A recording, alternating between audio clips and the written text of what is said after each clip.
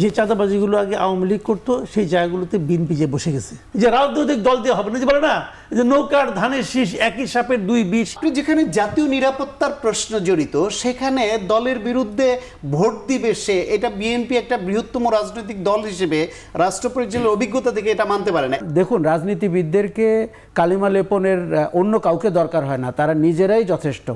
মাসুদ, একটু জানতে চাচ্ছিলাম যে আশরাফের কথা ধরে আমরা যদি ৫ আগস্টের পর দেখি, যদি আওয়ামী লীগকে আমরা একটু পাশে রেখেই বলি বর্তমান যে রাজনৈতিক প্রেক্ষাপট, তাদের বিএনপি তো নিঃসন্দেহে একচেটিয়া বিশাল জনসমর্থন, কিন্তু ৫ আগস্ট পরবর্তী গত ৮ মাসে বিএনপি নিজেকে কতটুকু সংস্কার করতে পারলো?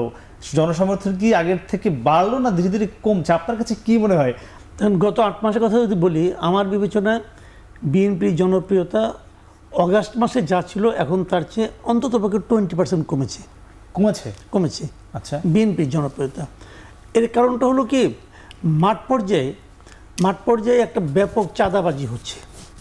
যে চাঁদাবাজিগুলো আগে আওয়ামী লীগ করতো সেই জায়গাগুলোতে বিএনপি যে বসে গেছে, এবং এই চাঁদাবাজদের কেউ কিছু বলছে না, এবং বিএনপি যে নিজেদের মধ্যে আধিপত্যের লড়াইয়ে তারা নিজেরা মারামারি করছে।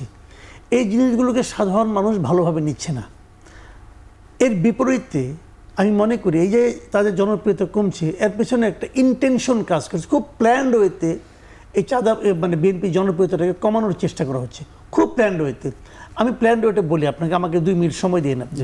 সেই প্ল্যান্ড ওয়েটা হলো, আপনি দেখবেন এই ঘটনার পাশাপাশি আরেকটা প্রচারণা চলছে, সেটাও খুব সুপরিকল্পিত প্রচারণা। সেই প্রচারণা হলো যে রাজনৈতিক দল দিয়ে কিছু হবে না, অরাজনৈতিক একটা নেতৃত্ব থাকতে হবে, যেটা নাকি প্রকারান্তরে ডক্টর ইউনূসকে ইন্ডিকেট করছে। ওনাকে 5 বছর রাখা উচিত, কেউ বলছে 10 বছর রাখা উচিত, কেউ বলছে উনি যতদিন বেঁচে থাকেন ততদিন রাখা উচিত। এই যে প্রচারণা চলছে, এই প্রচারণা কেন চলছে? ওটার কারণে যে মানুষের মধ্যে রাজনৈতিক দলের প্রতি এক ধরনের বিতৃষ্ণা ঢুকিয়ে দেওয়া হচ্ছে। এবং এই ঢুকানোটা আমি এখানেই বলি, দেখেন তারেক রহমান যে কাজটা করছেন, অনেক জায়গায় কিন্তু বিএনপির লিডারদেরকে কিন্তু নিজের দলের নেতাদেরকে বহিষ্কার করছেন এবং নিজের দলের লোককে থানায় তুলে দিচ্ছেন, মামলা দিচ্ছেন। বাংলাদেশের ইতিহাসে কখনো এরকম হয় নাই, ইজ ফার্স্ট টাইম। তারপর উনি পারছেন না কেন? পারছেন না এই কারণে যে দল ইচ্ছা করলে একা সব পারে না। যদি আইন শৃঙ্খলা বাহিনী যদি সক্রিয় হতো তাহলে কিন্তু এই ঘটনাগুলি ঘটতো না। কিন্তু আইন শৃঙ্খলা বাহিনী আমার বিবেচনায় বরং ওদেরকে প্রশ্রয় দিচ্ছে যে তোমরা এগুলো করো। এবং কেন প্রশ্রয় দিচ্ছে? ওই রাজনীতি বিমুখ করে দেওয়ার জন্য। একদম হিসাবটা বেশ সিম্পল। এরকম যদি আরো কিছুদিন চলতে থাকে এটা আরো বাড়তে থাকবে, আবার বিপরীত দিকে ওই প্রক্রিয়াটা চলতে থাকবে, যে রাজনৈতিক দল দিয়ে হবে না, যে বলে না যে নৌকার ধানের শীষ একই সাপের দুই বিষ। এগুলো কিন্তু বলাবলি হচ্ছে, এগুলো কিন্তু আগে কখনো শুনি নেই, আমি ইদানিং শুনতেছি। কেন?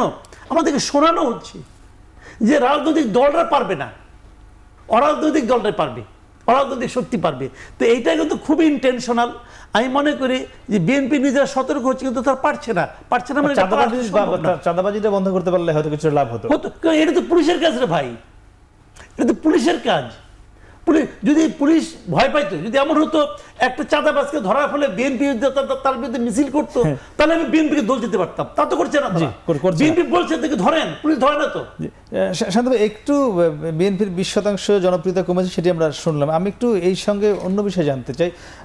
এনসিপি একটি সংস্কার প্রস্তাব দিয়েছে, সেখানে বলেছে যে একই ব্যক্তি দল প্রধান, সংসদ নেতা, সংসদ প্রধান হতে পারবে না। এই প্রস্তাবটি কেমন লাগে আপনার কাছে? না, এইটা খুব বড় ধরনের সংস্কারের প্রশ্ন। তো এটা দলের ইস্যু। বিএনপি দল হিসেবে তাদের যে নেতৃত্বের যে কাঠামো, তাতে যদি মনে করে যে অনেক নেতা বিএনপিতে, একজন কেন হতে হবে, যদি মনে করে, কিন্তু এই দলের গঠনতন্ত্র এবং গণতান্ত্রিক পদ্ধতিতেই তারা যদি মনে করে যে না, একই ব্যক্তিতে করলে তাদের দৃষ্টিতে দল এবং দেশ নিরাপদ, সেই ক্ষেত্রে আপনি চাপিয়ে দিতে পারেন কিনা সেটা একটা বড় প্রশ্ন। যেহেতু গণতন্ত্রের সংখ্যাধিক্যের মতামত গুরুত্বপূর্ণ, দলেও তো সেটা গুরুত্বপূর্ণ। দলের কিছু কিছু মিটিং বা আলোচনায় আমি শেখার জন্য বা শোনার জন্য মাঝে মাঝে থাকি, বোঝার জন্য তাদের যদি আপনি policy টা বিএনপির কি। কেউ না তাও থাকেন, জি। আমি মাঝে মাঝে থাকি বোঝার জন্য পলিসিটা, যে এই দলটা আসলে কোন দিকে আগাচ্ছে বা আমাদের যে আকাঙ্ক্ষার বিএনপি তার কতটা কাছাকাছি যাচ্ছে। যেটা মাসুদ কামাল ভাই বললেন, বিএনপির অ্যাক্টিং চেয়ারম্যান তারেক রহমানের যে দিক নির্দেশনা, তার যে প্ল্যানিং যা আমরা শুনি বা দেখি, তাতে আমার মনে হয় একটা আধুনিক নতুন ধরনের জনমুখী একটা বিএনপি তিনি চান, বানাতে চান। এখন সেই ক্ষেত্রে যে আপনি বললেন চাঁদাবাজিটা বন্ধ করতে পারলে সমর্থন বাড়তো। এখন 20% জনপ্রিয়তা কমেছে না 2% কমেছে, সেটা তো ভিন্ন প্রেক্ষাপট, জানি না, এটা ব্যক্তি মাসুদ কামাল ভাইয়ের মত, এটা কোনো ভোট আসলে জরিপ দেখা নাই, যাবে। গবেষণায় ধারণা। কিন্তু এটা আমি এই দলের ওয়েল উইশার এবং সমর্থক হিসেবেও, বা আমি দলটাকে ভালোবাসি সেই দৃষ্টিভঙ্গি থেকে তো এটা বুঝি যে 16 বছর নিপীড়নের মুখে থেকে বিএনপির প্রতি সাধারণ মানুষের যে মায়াটা তৈরি হয়েছিল, সেই মায়াটা কিছুটা হলো কমে আসছে এবং কিছুটা আচ্ছা, বিরক্তি আরেকটা প্রশ্ন করতে চাই।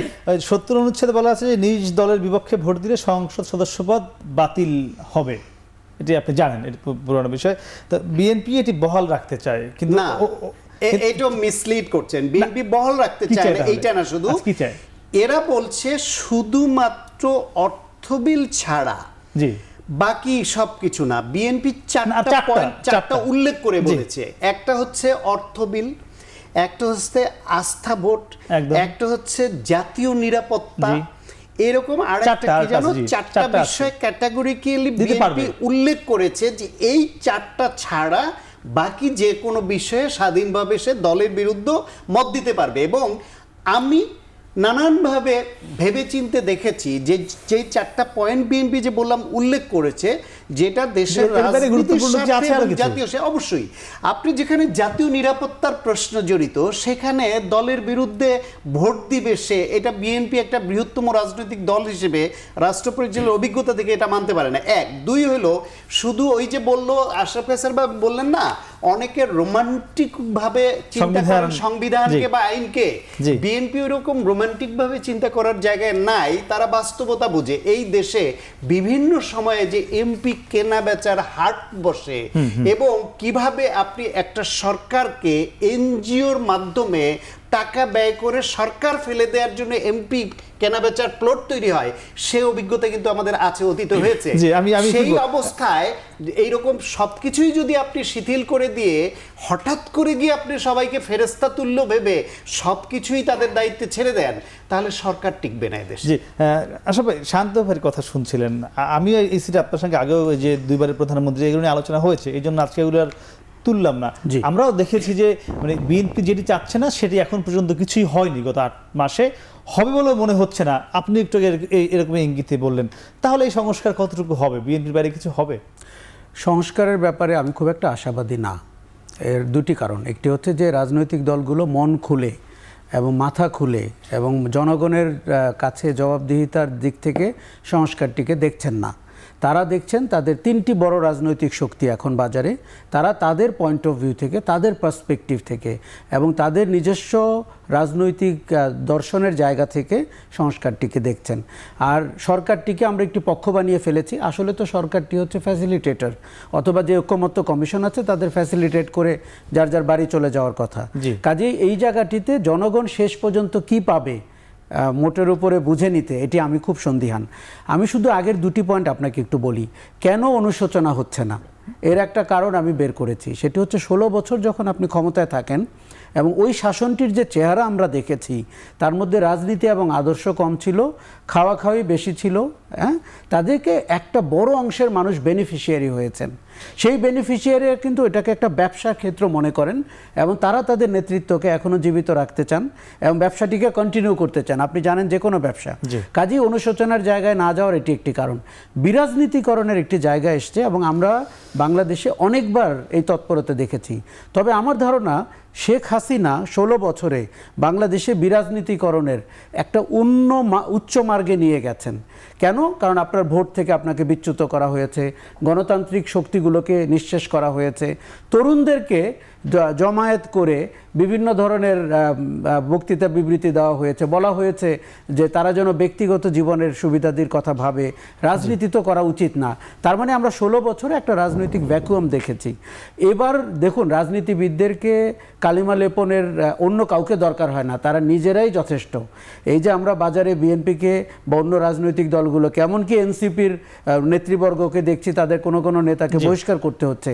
তারেক রহমান 8 মাসে যত ম্যাচিওর কথা বলেছেন, যত দিকদর্শী কথা বলেছেন, তার কোনো প্রতিচ্ছবি কিন্তু 2-1টি ব্যতিক্রম ছাড়া আমরা বাজারে দেখতে পাচ্ছি না। বিএনপি একটি খাওয়াখাওয়ির দল, বিএনপি দখলদারির দল এবং বিএনপি মোটামুটি চাঁদাবাজের দল, এইভাবেই কিন্তু বাজারে তার প্রতিষ্ঠা। আপনি যদি প্রান্তিক মানুষকে জিজ্ঞেস করেন গ্রামেগঞ্জে, কাজেই আমাদের ভয় হচ্ছে যে রাজনীতিবিদদেরকে যখন আপনি খাটো করে দেখবেন তাদের নিজস্ব চরিত্রের কারণেই, তখন কিন্তু অরাজনৈতিক শক্তি আপনার কাছে একটি প্রতিপক্ষ হিসাবে আবির্ভূত হবে। যে আমি একদম 30 সেকেন্ডে শেষ করবো মাসুদ ভাই আপনার কাছে মাধ্যমে একদমই 30 সেকেন্ড। সেটি হলো যে আশা ভাই বলছিল যে তিনি আশাবাদী না সংস্কার আদৌ হবে কিনা, আপনি আপনার মতামত কি এই ক্ষেত্রে?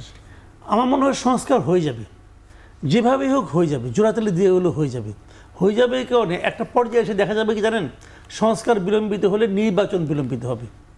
রাজনৈতিক দলগুলো নির্বাচন চায়, কাজেই তারা থাপথুপ করে হলে মেনে নেবে, পরে তারা মানবে রাজনৈতিক দল নাকি সংস্কার কমিশন, কারা মানবে? জি, রাজনৈতিক দল মানবে নাকি উভয় পক্ষই মানবে।